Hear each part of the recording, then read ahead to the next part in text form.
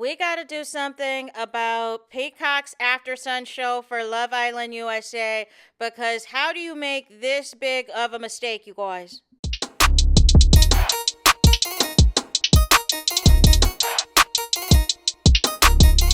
Hey there, it's Anonymous Tea, where we spill the tea anonymously. Hello, hello, hello, hello, hello, everyone. Hello, YouTubers. Hope you guys are all having an amazing day today, sending good vibes, sending positivity, sending blessings, and good energy to each and every single one of you. Thank you so much for tuning in. So, anything I say is alleged and in my very, very personal opinion. This for entertainment purposes only. None of this is personal. The Copyright Act of 1976 is in the description box. Some meat and potatoes, some housekeeping items. So, today we are talking Love Island USA postseason, season 8, and it is the gift that keeps on giving. Teffy made a huge error and a huge miscalculation about Carl and Carl's quote-unquote late grandfather that appears to still be alive that we are going to get into in a few moments, but I can't stress enough for the AfterSun hosts and everything else. It is nothing personal against Teffy and Sierra, but this is why it is important to research the Islanders. This is why it is important to watch all of the shows through. This is why it is also important to watch past seasons of the show. I felt like I was happy with some of the changes that we got to see the Islanders, you know what I'm saying, seeing what the people had to say when they get their phone backs. But I felt like sometimes that kind of skews opinions if you do not have a mind of your own and you want to try to play the victim for sympathy, for clout, and for followers versus not caring what the fans have to say and still trying to build your own lane, right?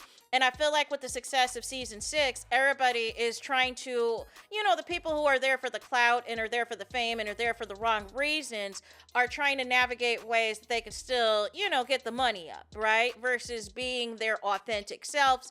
And you can see the difference in even the social media activity of who is really there for the clout and who was there for actually finding love and everything else, and who was trying to victimize themselves once they found out they were not liked by the American public, right?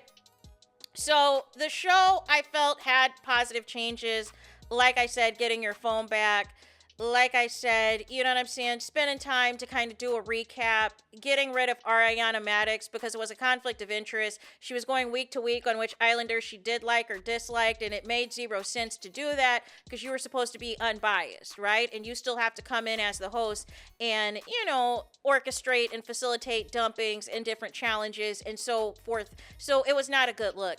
I also didn't like that they got rid of just the former Islanders as a whole. I feel like having former Islanders there adds authenticity to the show because former Islanders know what this show is like. They know what the experience is like. Teffy and Sierra have nothing to do with Love Island. So that's why, even though Mara got on my nerves at times, at least she's been through the process. At least she understands what the show entails. I thought it could have went to Justine or somebody else that could have been the host that has been through this show, because I feel like some of the questions you can understand, you can have some relatability of what you might perceive as happening versus what really is happening, and that would have been great context. I also miss the beach hut interviews of the cast members, and that was something that they did the past couple of seasons, which was they would have one or two people. Sometimes it was a couple, sometimes it was like the besties in the villa or a bromance, you know what I'm saying? So we could have had, Trinity and Kata, or Melanie and Anaya, you know what I'm saying? Or Bryce and Zack Attack, although I don't think people would have wanted to see that. But anyways, just to have them play cute little games, just to kind of get an update on where they feel their connection is at in the villa, and all of this and all of that. Just something that took the edge off, that didn't feel like we were constantly under a hour to an hour and a half edited show to where this is all we're going to get of these Islanders' personalities. And then they also used to show at least like a 5-minute clip of what they had a version of unseen bits that, again, I still feel that we just need an hour of unseen bits, and I will stand in that, because whatever narratives you're trying to push on the main show that comes out 5 days a week, we want to see these other Islanders with their hair down, not taking anything serious. We want to see some of the other friendships and things like that that are in the villa, and all of the things and all of the sorts. So that's just my little, you know what I'm saying, my little 1-2 on AFTERSUN. It did make some progress, but then it took some steps back. And by taking some steps back, also the flip-flopping on these islanders and the coddling of Sincere and the coddling of KC, I also felt, really took a nosedive. And also, not having the same energy to some of these islanders' faces after previously being off their team. And it was just okay to just go along, to get along with whatever narrative some of these islanders put out there, even if it was completely false. And like I keep saying, the show is about the women. The show is not about trying to platform these men and make these men into superstars. There should be no reason as to why any of these men, you know what I'm saying? Like Caleb and Corbin and all these men got more followers than some of the women in the show. Like, what are we doing? And it's crazy how many of the dumped islanders y'all gave so much motion to and so much attention to, all because Beatrice and Soul kept getting on the internet and doing live streams, throwing shade at the cast, only for y'all to be begging for Core 4 and Core 4 in their men. So y'all fed into the frenzy, you know what I'm saying? Because y'all faves were still on the show. But now that y'all faves are no longer on the show, now y'all want to act like it's always been Core 4. No. So without further ado, we got to get into what, you know what I'm saying, Teppy said on People Magazine. And People Magazine has posted this twice within the past few days of just how amazing Carl is. But this is why Teppy is saying this. And I find this absolutely wild.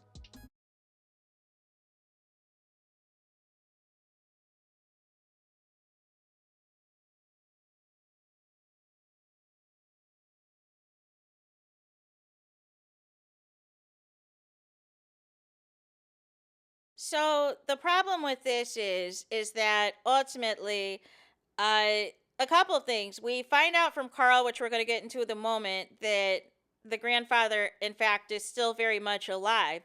But it sounded like to me that you're trying to basically imply or infer that Carl just wore this shirt to be reminded of his Asian heritage and all this and all of that. And I don't know how I feel about that. Or at the times you're trying to say with him being unsure about, if he should cater to his white side or his Asian side, that this shirt was going to represent that because his grandfather was no longer with us, and it couldn't just be him wearing it as an example of Asian pride or being in tune with his culture. Like, I am just of confusion as far as how you just came to the conclusion that he's only wearing any type of Asian inspired clothing or Asian specific clothing or gear or accessories is to honor the Asian grandfather, but anything else outside of that is a no. So Carl has gotten wind of this, you guys. He's gotten wind of this, and he said the following, because this is epic fail. This is absolutely embarrassing.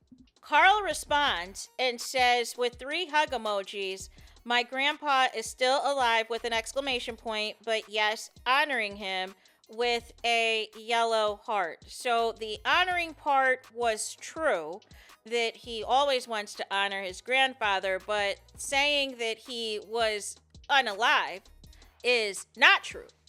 And again, I feel like bringing on actual hosts that have experience with this Love Island show and filming and all of the things that come with it, there are things like this we can avoid. Why is it we never had anything like this when Sally was a part of this? You know what I'm saying? Like, we didn't have any problems with this the 3 years that Maura was the host or that Ariana came in. People just had an issue with who Ariana's kept switching up on every week, really, and particularly season 7. But they were okay with Ariana season 6 coming in and giving like a sneak peek and giving updates and things like that. But how do we move on from this? How do we move forward if the host has it completely wrong as far as what actually happened? You know what I'm saying? And why couldn't have, and this is my issue too, why couldn't Carl have said this himself in an interview? And this is where, again, I got to get on Peacock, because where are the interviews with these Islanders? I saw yesterday that you finally, after 3 weeks, posted Anaya's before and after, but y'all could have posted that the day after the show ended, the day after the finale. And it's weird how y'all are gatekeeping so much content and are gatekeeping what interviews these Islanders can do and not do. And it's really just specific to the Final Four couples, because I am seeing Dylan on every podcast. I'm seeing Corbin on other podcasts and streamers and all this and all of that. It just feels like this restriction is specific for the Final Four. But that would have been nice for Carl to have an interview, to talk about his Asian culture, to talk about this shirt that he wore on AFTERSUN.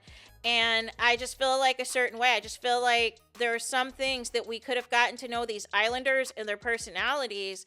And I don't know if it's them that is doing this or if it's Peacock that's doing this, because there was also another rumor that the Islanders decided to band together and not, you know what I'm saying, do interviews for their mental health, but they still have to do interviews eventually, because you have to promote the show and you have to promote the reunion, because that's the last bit. And ultimately, whether or not some of the cast decide to do Beyond the Villa, but the thing of it is, unless Beyond the Villa is filming right now, nobody's obligated to just do the show. You know what I'm saying? Because especially if they don't want to subject themselves to another hate train or more controversy or all of this, all of that. I really don't feel like, unless the show is going to focus on the core four and their men, I don't feel any of them really should do the show. But I feel like Zack Attack would do it to try to rehab his image. It sounded like Kenzie and Jaden want to do it. But I feel like really the finalists don't need to do the show. You know, but it also depends on what the success is going to look like, what the brand deals and things like that are going to look like. Because we have only heard of Anaya and Bryce and Trinity that have signed to the big name talent agencies. So we're going to have to see what happens with all of that. But I just feel like this was a big faux pas on, you know, Teffy's part, you know. And again, it's just like another example as far as, you know, why it's so important to just have all your I's dotted and your T's crossed in this space. So anyways, you guys, that is it for this video. I need y'all to do me the biggest favor, and that is to hype the video. Hype the video, please. There's that. That is it. That is all. It's Toto says now it's finito. It's the end of the road. It's the end of the line for this video. Let me know your thoughts in the comments. Please do not forget to like, comment, and subscribe. Hit the notification bell so you're notified the moment I post content on my channel. And with that being said, I'll talk to you guys again very soon.